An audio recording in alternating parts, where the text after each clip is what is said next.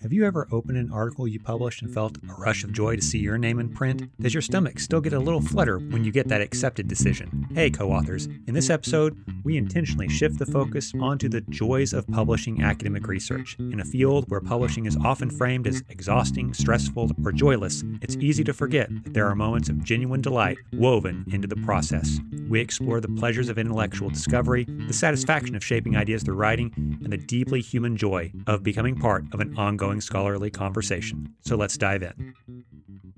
So for this week's episode, in the United States and in most of the world, people of various cultures and faith are celebrating their holidays. And so I wanted to get into that spirit by focusing on the joys of publishing. I think that it's often very disheartening whenever I hop onto social media, whether that's Facebook, Blue Sky, LinkedIn, or any other platform. I see other academics, and 90% of what it is that they post on those platforms is how miserable they are with the publishing process. A lot of grief out there, a lot of heartache, a lot of confusion and uncertainty, and all of it revolves around this idea that people know that this is something that's important both to themselves and to their institutions and for their career and their advancement, and they just haven't quite figured out yet what is that special ingredient that is keeping them back from being successful in this realm. And so as a result, they express all of this frustration and make this process out to be much more labyrinthine and capricious and laborious than it actually really is. A lot of publication, as we've talked about on this podcast, comes down to you doing a good job of writing your prose in a way that invites your reader into seeing the same things in your literature and in your findings that you've seen, and to convey the importance of those things to your reader. A big part of being able to articulate that importance comes with being able to find joy in the curiosity of whatever project it is that you're doing, whether that's social science, natural science, humanities, whatever it is,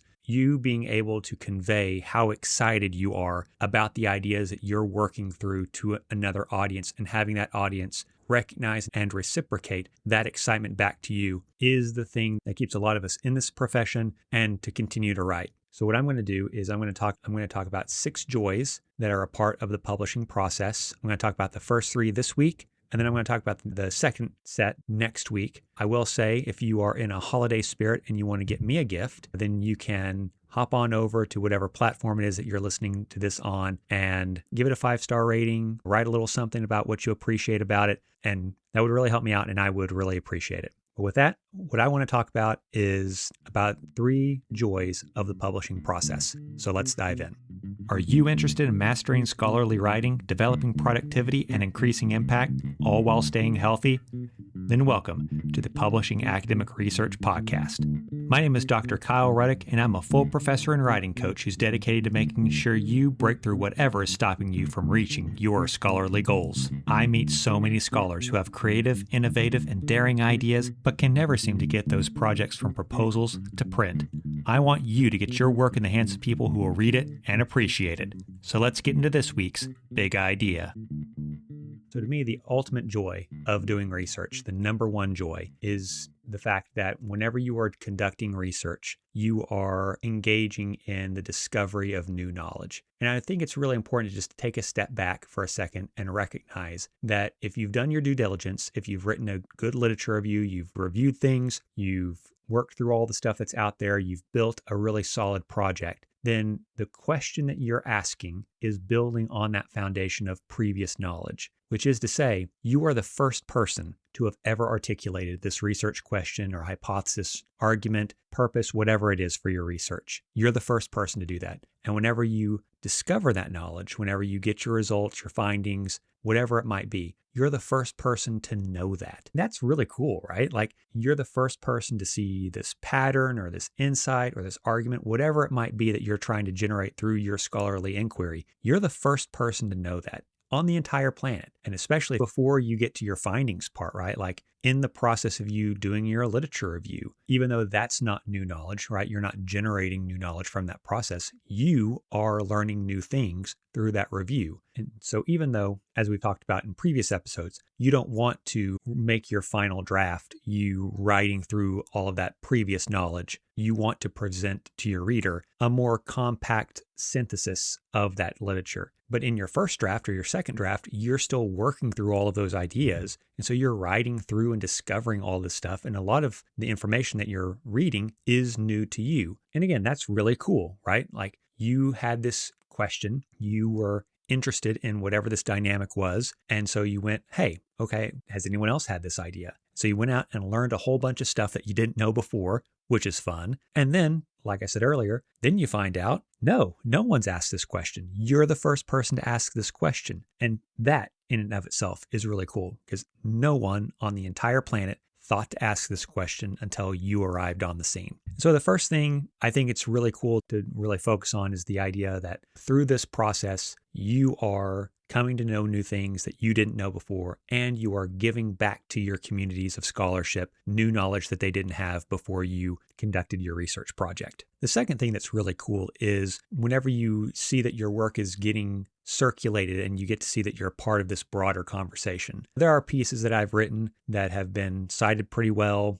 Other people seem to like them. They use them for their own scholarship, and that feels really good. I've had other pieces that are not cited or have very low citations. And I think it's important to not hinge our self-worth on whether or not things are cited well or not. I have a piece that if anyone asks me what my most favorite piece is, it's a fun, weird story that I wrote in a journal called Communication Teacher. And if anyone asks me what my favorite article is that I've ever written, that's my favorite one that I've ever written. No one's ever cited it. It has like maybe a couple hundred downloads. No one has read this piece, but it's my favorite one. So on one hand, we don't want to hinge our self-worth on what it is that we find to be the most impactful, because something that is important to us personally, or that we enjoyed writing, or that we enjoyed creating, might not be something that gets picked up by the broader scholarly community. That's okay. But it's also really cool to see whenever your work is picked up and you are a part of that conversation. So whether that's it being cited or being downloaded, or it could be assigned in a class, or maybe you get invited by someone who's teaching a class, they use your work and they ask you to zoom into the class and talk a little bit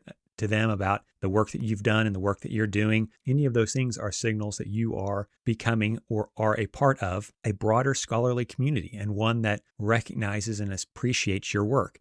Even if you never become that person that everyone has to cite because you're the first person who had this idea or created this new method or did anything that's been downloaded 20,000 times, that doesn't matter as much as, is your work reaching the audience that you want it to reach? Is it connecting with the community that you want it to connect with? And if it is connecting with those people and they find meaning in it, then anytime that you see any indicators of that, you should feel good about yourself, right? That's part of the joy of this writing, is that your ideas are not just contained in you, that you're not shouting into the void, but instead your work's getting picked up. Other people are reading it, maybe a lot, maybe only a few, but someone's reading it. Someone is finding value in your work, and that should motivate you to keep going on. The third joy that I would say is the joy that you have in growing as a scholar. The very first full article that I published, I remember that editor spending a lot of time helping me and my co-author work through our arguments and really help find our voice as it came to making the type of argument that we wanted to make in that piece in a way that the audience of the journal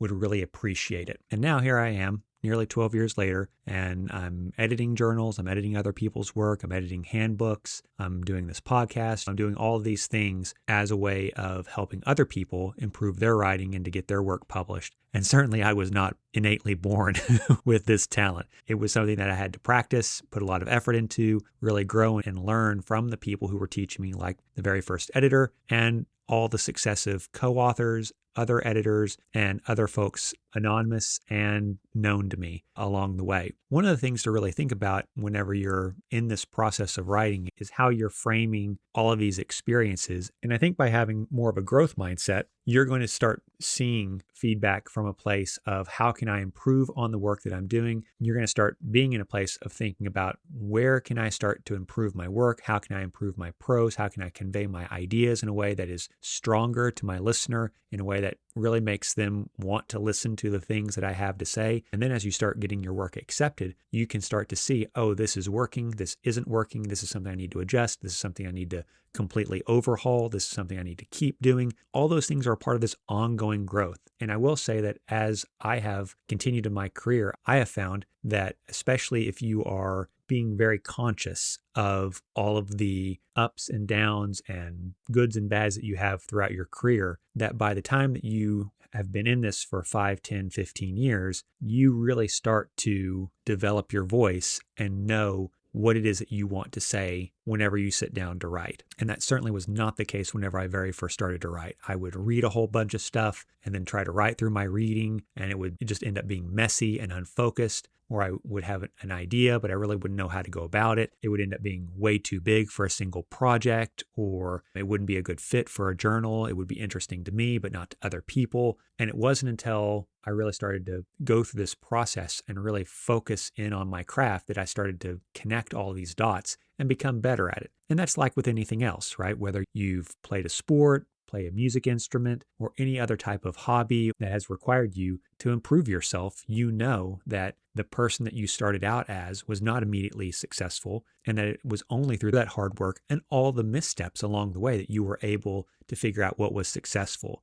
And so publication then becomes this evidence, not just of you as a scholar and you having quote unquote good ideas that other people want to read and listen to. It is about you figuring out how to craft those ideas in a way that your audience wants to listen to your ideas, wants to read your work, wants to cite your work, finds it something that's useful for them. Overall, what I would say is as you are looking at these 3 different ways of finding joy in your work, whether that's the intellectual discovery that you have, becoming this part of a conversation, or the growth that you have through your scholarly writing, any and all of those things are things that you really need to focus on in order to maintain your energy as you're going through this career. I don't think that's news to anyone that there's a lot of stuff going on in the world right now. Good, bad, and weird. And it's very easy, I think, to start looking at these larger problems that are going on and get really down. But let me encourage you that you can't control any of those things. You have very little control over the